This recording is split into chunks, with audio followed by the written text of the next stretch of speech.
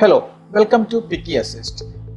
In this video, we will explain how to send and receive messages from various messaging applications using single API and webhook. Yes, using single API and webhook, you can send and receive messages from WhatsApp official shared, Facebook Messenger, Android phone, SMS, and missed call and call conference services. Yes, you only need a single API to send and receive messages from all these messaging applications.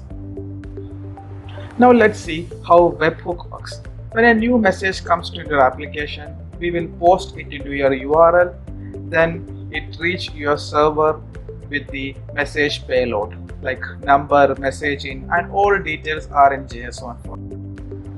Now let's see how to set up webhooks.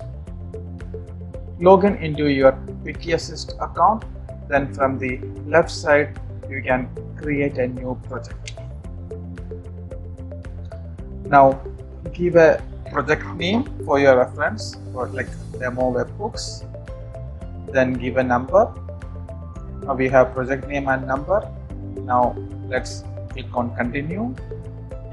By default, all new accounts will have $2 for testing. So let's continue with the pay as you go for testing. Now the project has been created. You need to connect a channel. You can connect an Android phone which acts as a gateway for WhatsApp. We have WhatsApp official as a channel which need approval from WhatsApp. For testing purpose, let's choose WhatsApp shared number. And by default, all projects have an unbranded keyword for testing. We have the WhatsApp official shared number listed here. Once the testing is done, then you can buy a branded keyword which is like hash your brand name. Now we have connected a WhatsApp shared number as a channel into a project. Now let's move to setup webhook. Go to settings, then click on webhook tab. Here you can see two types of webhook, global webhook and event webhook. Global webhook is responsible for pushing the incoming messages to your URL, and event webhook is responsible for pushing the delivery reports, read reports, and new subscriber alert, etc. So this is how the global and event webhook works. Now let's set up a webhook. For testing purpose, we will be using a website called webhook.site. This web page generates a unique webhook URL automatically as shown here. We can just copy it and go to Picky Assist and paste it in the global webhook as well as event webhook. Just save both. Let's save the event webhook as well. Alright. So we have now saved global and event webhook. Let's see how it works. Now go to channels and click on WhatsApp shared. To get started with the WhatsApp shared number, you need to send the keyword first. Just copy the keyword and open WhatsApp, send it. Now move to, now you can see the webhook gets triggered and you can see the payload in JSON format. You can see the number, message in, type, application, then we can see unique ID, project ID. Please note the message in variable is in URL input, so you need to decode it. To get complete list of variables used in webhook, go to help.pickyassist.com and you can see complete variables here. Then you can also navigate to sample webhook request and response here. Like this is a sample code to receive media files, and this is sample code for contacts, where contacts you can see the contacts details as an array. Then you can see the location in array. So Now let's see how you can give an instant reply back to the user without calling the API. For that, you just need to give the response in JSON format as seen here. So let's try to give an instant response to the webhook so that the user will get an instant reply. Just copy the code, just copy it, the sample format from here, then go to the webhook, then I am going to edit here, just paste it the format here, then we have to edit the content type, set as application JSON, then click on save. Now the reply format is saved. Now let's send a message, hello. Now let's see what's going to be happen. We can see that we have received the webhook hello. Now the user got the instant reply what we have configured here. Okay, so you can see additional two webhook as well, like so these two webhooks, one is status is 1, that means message is delivered, and the other status 3, that means the message is read by the user. You can see all the incoming and outgoing messages from your web console under messages. If you have multiple channels configured, then just listen to the application value. 1 means message received on WhatsApp personal, and 5 means message received on Facebook Messenger, etc.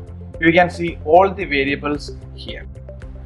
Now let's see how Push API works. So Push API allows you to send messages out from different channels connected to your project. First, we need an API token. So go to settings, then click on API token. If you want to bind the API token with your server, then you can add your server IP address here. We are skipping it and going to generate the token. So now the API token is generated. Now let's move to the API documentation to get the variables to construct the API. Just go to help.wikieassist.com and navigate to Push API, then API variables. This is the API endpoint you need to use to send messages, and these are the API variables used to construct the Push API. We will be testing by sending an image through WhatsApp, and for that let's move to sending media attachments. Then so here is a sample JSON body request format. So token is used to authenticate. Priority is an optional field used to prioritize the message if there is a queue. Then application means from which application you need to send the messages. Then global message helps you to send same messages to many numbers at a time. And through global media variable, you need to pass the media URL which need to be attached. Now data variable is an array, through you can pass numbers. We can pass personalized message to the array. Now for testing, we will be using Postman app. So we have Postman collection and environment for quick testing. Those who are familiar with the Postman can download the Postman collection from here. Go to reference, click on this. You can download the Postman collection from here. If you are new to Postman, then you can see the detailed guide here how to set up Postman. Now let's open the Postman, and we will be sending a media file for testing. Now we need to copy the sample JSON code for sending a media file. Just copy it and go to the and paste it here. This is the body. Then we need the endpoint URL. Copy it and let's paste it here. Now we need token. Go to Picky Assist Web Console, then copy it and paste it here. Now we need application. So go to, since we are using shared number, just copy the application code of shared number and paste it in the application. So here you need to give the media URL and this will be attached as an image to the message. Now we need to specify the number to which the message to be sent. So for testing, I am just giving same number multiple times, but you can see the message contents are different for each number. Now we have constructed the API. We need to trigger it. Click on send. Okay, we got the response from the API and it contains the message ID of each numbers. You can see it here. And you can see 5 messages received. 5 messages are received and each message content are different. So this is how Push API works. You can see complete API collection in the Postman. Now you can check reports from the broadcaster and go to reports.